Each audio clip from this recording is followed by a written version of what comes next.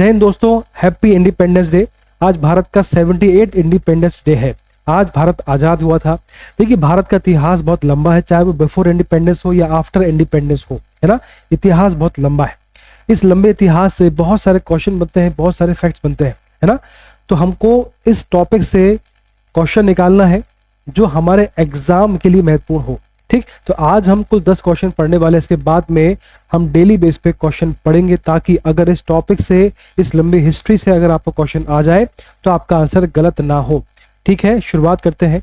इसके पहले आज क्या हुआ? आज लाल किले पर पीएम मोदी ने भाषण दिया। इस भाषण से जो भी फैक्ट आपके लिए काम का होगा, जो भी उन्होंने घोषणा की होगी, उसको डिस्कस करेंगे बाद में। आज हम पढ़ते हैं क्वेश्चन। इसके पहले एक बहुत ही महान व्यक्तित्व है जिनका कोट हमारे सामने है, जिनके शब्द हमारे सामने हैं। Every citizen of India must remember that he is an Indian and he has every right in this country but with certain duties. जो भी भारतीय इस देश में रहता है उसके अधिकार तो हैं ही, साथ में कुछ कर्तव्य भी हैं जिनका पालन उन्हें करना चाहिए। ये उन्होंने कहा है। बहुत ही महान व्यक्तित्व है जिनकी बात हमें मानना चाहिए। आगे बढ़ते हैं। सबसे पहला क्वेश्चन आपके सामने आ रहा है। 78वें स्वतंत्रता दिवस का विषय क्या था? सबसे महत्वपूर्ण क्वेश्चन यह है कि इस बार का जो इंडिपेंडेंस डे है वो 78 नंबर का है। क्वेश्चन ये बनेगा आपका भविष्य में कि इस बार 24 में जो इंडिपेंडेंस डे मनाया गया है वो कौन से नंबर का है? तो ये 78वें नंबर का ये है। तो इसका विषय क्या था? इस बार का विषय क्या था? इस बार का विषय था विकसित भारत, है ना। ये इसका आंसर है। इस बार का जो विषय था वो था विकसित भारत।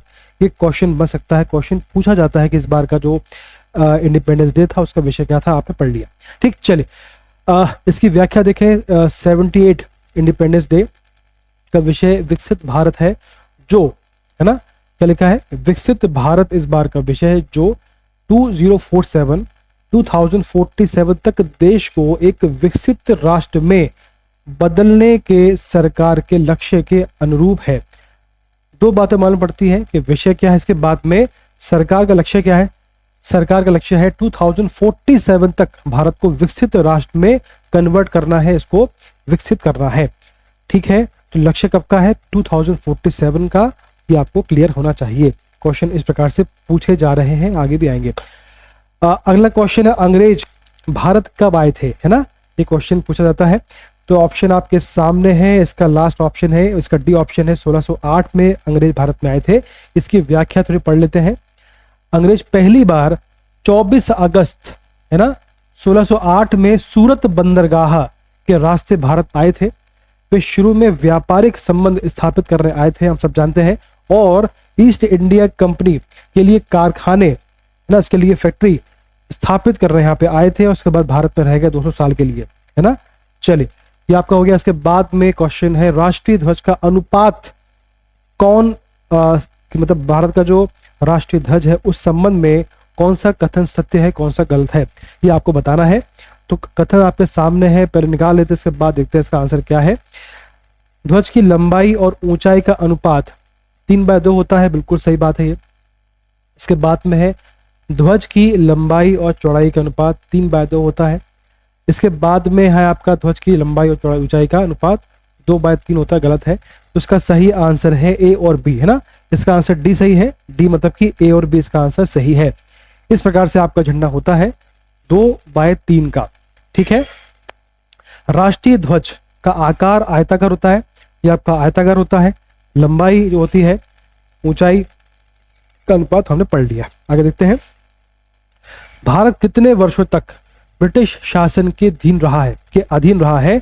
इसका जो ऑप्शन देखें, कितने साल तक मतलब अंग्रेजों ने भारत में शासन किया है, इसका आंसर ए है। 200 वर्ष तक जो भारत है ब्रिटिश गवर्नमेंट के अधीन रहा है, उनके अंदर रहा है ना। चलिए, इसके बाद में व्याख्या देखें। अंग्रेज पहली बार 1600 में भारत आए, जहां उन्होंने अपनी ईस्ट इंडिया कंपनी की स्थापना की। उसके बाद उन्होंने धीरे धीरे भारतीय उपमहाद्वीप पर अपना नियंत्रण किया। यहाँ पर आए, अपने व्यापारिक संबंध स्थापित किए, धीमे धीमे अपने पूरे भारत में कब्जा करना शुरू किया। 1947 तक चलता रहा, जब भारत को स्वतंत्रता मिली। इस प्रकार अंग्रेजों ने भारत पर 200 वर्षों तक शासन किया, जिससे भारत पर उनका प्रभुत्व मजबूत हुआ। ठीक, तो 200 वर्षों का इनका इतिहास है। ठीक है, चलिए अब अगला क्वेश्चन है कि इंडिपेंडेंस डे पर भारत के प्रधानमंत्री निम्नलिखित स्थान पर हमारा तिरंगा झंडा फहराते हैं। मतलब कि इंडिपेंडेंस डे पर भारत के जो पीएम है वो कौन से स्थान पर झंडा फहराते हैं। बहुत सिंपल सा आंसर है, पुराना किला दिल्ली, लाल किला पुराना दिल्ली, लाल किला आगरा, या फिर आपका इंडिया गेट नई दिल्ली। इसका आंसर बी है, लाल किला पुरानी दिल्ली ना, बी इसका आंसर है। इसकी व्याख्या देखें क्या है।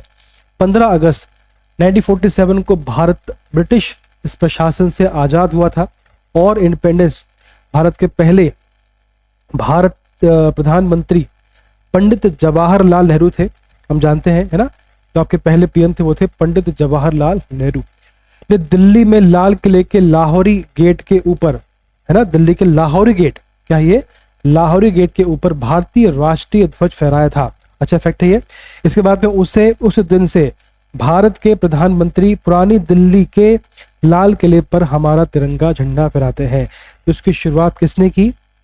पंडित नेहरू ने शुरुआत करी, तब से लेकर ये प्रथा चली आ रही है, अब तक इस पर काम हो रहा है। चलिए इसके बाद में आपका छठवां क्वेश्चन है कि इंडिपेंडेंस के समय निम्नलिखित में से कौन ब्रिटेन का पीएम था, है ना।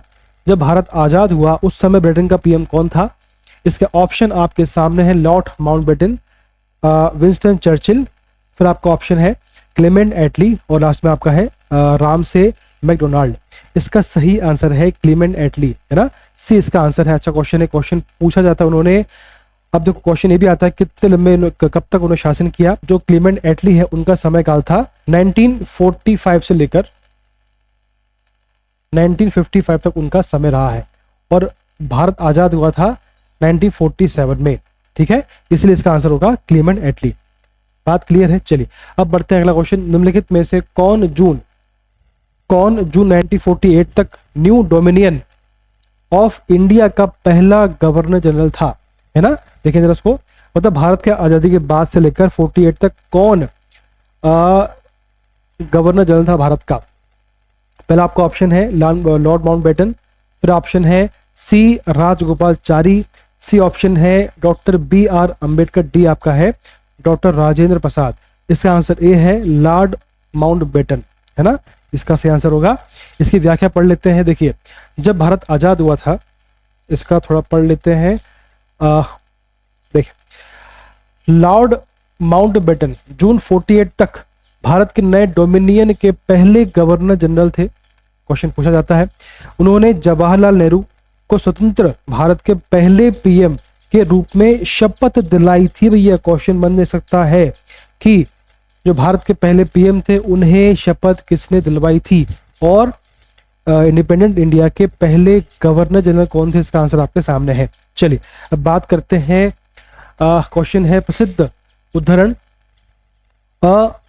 ट्रिस्ट विद डेस्टिनी, है ना, किसके द्वारा दिया गया भाषण है, किसके द्वारा दिया गया है? ऑप्शन आपके सामने है डॉक्टर BR अंबेडकर, है ना, फिर है पंडित जवाहरलाल नेहरू और इसके बाद में है महात्मा गांधी, लास्ट में है अब्दुल कलाम आजाद। क्या है? Tourist with destiny. इसका सही आंसर है पंडित जवाहरलाल नेहरू।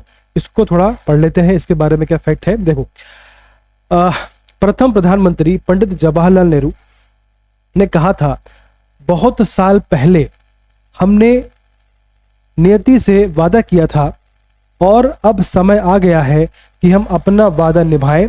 आधी रात को जब दुनिया सो रही होगी, भारत जीवन और स्वतंत्रता के साथ जागेगा। ये था आपका इसका आंसर। ठीक है, इस प्रकार से व्याख्या की। तो क्या क्वेश्चन था आपका? क्वेश्चन क्या था आपका? क्वेश्चन देखिए, अ ट्विस्ट विद डेस्टिनी किसके द्वारा दिया गया था? तो उसका आंसर है पंडित जवाहरलाल नेहरू द्वारा दिया गया था। उसका आधार, उसका मतलब ये था। ठीक है, चलिए आगे बढ़ते हैं। निम्नलिखित में से कौन सी योजना विभाजन योजना के नाम से जानी जाती है? इसका आंसर आपके सामने है, देखें तो भैया इसका आंसर है आपका डी, माउंटबेटन योजना जो है विभाजन योजना के रूप में जानी जाती है। इसके आधार पर ही भारत का विभाजन हुआ था। ठीक, इसकी व्याख्या पढ़ लेते हैं। देखिए क्या मतलब हुआ इसका। 47 में भारत के वायसराय थे आपके लॉर्ड माउंटबेटन, है ना, ने विभाजन योजना पेश की, जिसे माउंटबेटन योजना के नाम से भी जाना जाता है। ठीक, तो भारत में जो विभाजन हुआ था इनकी योजना के, इनकी पॉलिसी के आधार पर ही हुआ था। इस योजना को कांग्रेस और मुस्लिम लीग ने स्वीकार किया था, बाकी लोगों ने इसका विरोध किया था। आगे देखें, आपको 10 क्वेश्चन जो है, निम्नलिखित में से किसने भारतीय स्वतंत्रता दिवस 47 के आधिकारिक कार्यक्रम में भाग नहीं लिया था? जब भारत आजाद हुआ था तो उस कार्यक्रम में किसने भाग नहीं लिया था? ऑप्शन आपके सामने है। सरदार वल्लभ भाई पटेल, इन्होंने भाग लिया था।